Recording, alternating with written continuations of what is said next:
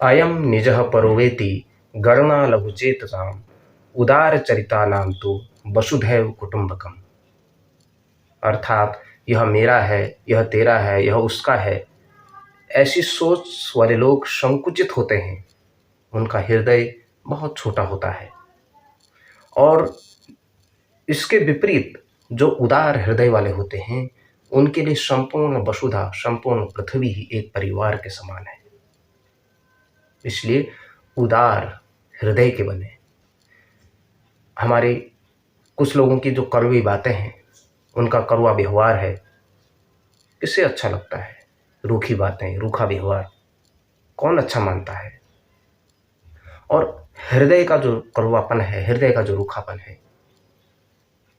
अगर किसी के मन के अंदर है कि बाहर से कुछ और, अंदर से कुछ और, तो उनसे किसी भी प्रकार के भौतिक और अभौतिक सहायता की उम्मीद नहीं की जा सकती है, किसी भी प्रकार की आशा नहीं की जा सकती। उसके लिए बेहद सरल, सुलझा हुआ और एक लचीला व्यवहार होना चाहिए।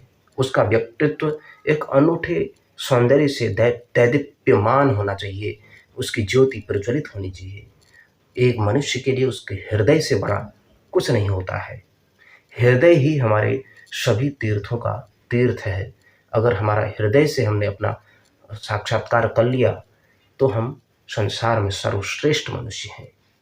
और जब तक हमने इस प्रकार के व्यक्तियों के प्रेरणा स्रोत नहीं बने, इस प्रकार के व्यक्तियों का प्रेरणा नहीं ली, तो हमारे अंदर की चेतना किरण बनकर कैसे बिखरेंगी? इसके प्रकाश में हमारी जो आवाज़ें हैं वह वहाँ कहीं न कहीं शोर में दब जाएंगी। इसलिए अपनी अदृश्य भावनाओं की आवाज़ सुन लेने की क्षमता वाला हमारा हृदय होना चाहिए। और कभी भी कोई भी दबाव पर, प्रभाव पर या तलवारों के बल पर कोई भी दया का तिरस्कार नहीं करता। दुश्मन को भी कुछ लोग इस प्रकार के वचन देते हैं जो उसे पूरा करते हैं। हमें कभी असत्य का समर्थन नहीं करना है, इससे आत्मा को बुरा लगता है। हमारा हृदय इतना विशाल, भव्य, दिव्य, मनोरम, सुंदर होना चाहिए। अगर किसी का मन, किसी का हृदय उदार नहीं है, विशाल नहीं है और वो बहुत भौतिकता से परिपूर्ण है, बहुत धनाढ्य है, लेकिन वो कहीं न कहीं एक हिसाब से दरिद्रता का एक उच्चतम स्तर पर है। उसके मानव होने पर, यानी वह मानव के समान नहीं है। वह एक पेंडुलम सा रहता है। उसकी दुनिया सुंदर भले ही लगती है, लेकिन उसके आसपास के परिवेश में सब लोग यत्र तत्र सर्वत्र बिखरे से रहते हैं, तंग रहते हैं, परेशान रहते हैं। उसके सामने, उस पैसों की आभा विभा के सामने, वह अपनी उदारता को खरीद लेना चाहता है, लेकिन वह ज़्यादा समय तक नहीं चलता है। वह इस रंग में अपना किसी को निवाला नहीं बना सकता है। किसी ज़रूरतमंद को कुछ समय के लिए भटका कर उसको आनंदित नहीं कर सकता है। वह तभी कर सकता है जब उसका हृदय तरल हो, सरल हो और सुमधुर हो और लोकहित वाला हो, एक निश्चित क्षितिज को छूने वाला हो और उसका आभामंडल में सबसे अच्छा वह नक्षत्र के समान होना चाहिए, परहित हित होना चाहिए उसके अंदर। और यही धर्म की जो धारणा है दूसरे के हित की, वही अगर विशाल हृदयी है, उसके अंदर तरंग है, राग है, उसके अंदर रंग है, उमंग है और उसके अंदर सौम्य भावनाओं का अंबार भरा पड़ा है, सहानुभूति की ज्वालाएं फूट रही हैं, तो उसके वैभव, इससे बड़ा वैभव उसके पास कुछ नहीं है। इसलिए वह भले ही रूखी रोटी खा करके अपना सामान्य रूख सबको बांट करके खा रहा है, लेकिन उसका मन विशाल है और वह एक भिखारी भी, अगर उसका उदार हृदय है, वह एक बड़े से बड़े शहंशाहों से भी बढ़कर है। इसलिए हमारा जो समाज, हर समाज को ऐसे ही व्यक्ति पर नाज होता है जो राम की तरह उदार होते हैं, कृष्ण की तरह उदार होते हैं, अशोक की तरह महान होते हैं, शिवाजी जैसे उदार होते हैं कि परहित, पर स्त्री पर भी उन्होंने कभी नज़र नहीं डाली।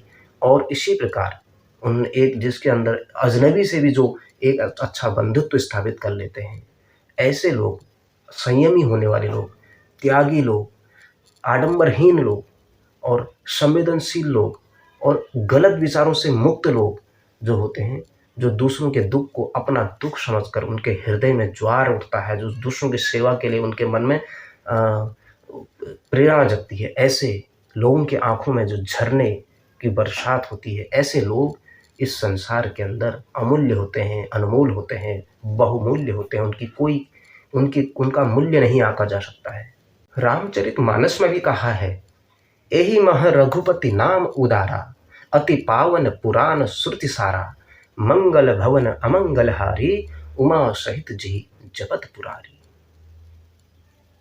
यहाँ रघुनाथ जी का जो उदार नाम है, जो अत्यंत पवित्र है, वेद पुराणों का सार है, मंगल करने वाला है, अमंगल को भी हरने वाला है, जिसे माता पार्वती सहित स्वयं भगवान शिव जिनका जाप करते हैं, यानी उदार लोग होते हैं, तो उनका महादेव भी उनका नमन करते हैं, वंदन करते हैं, क्योंकि उदारता एक दैवीय गुण है, जिनमें देवत्व देने में एक बहुमूल्य उदाहरण बनता है।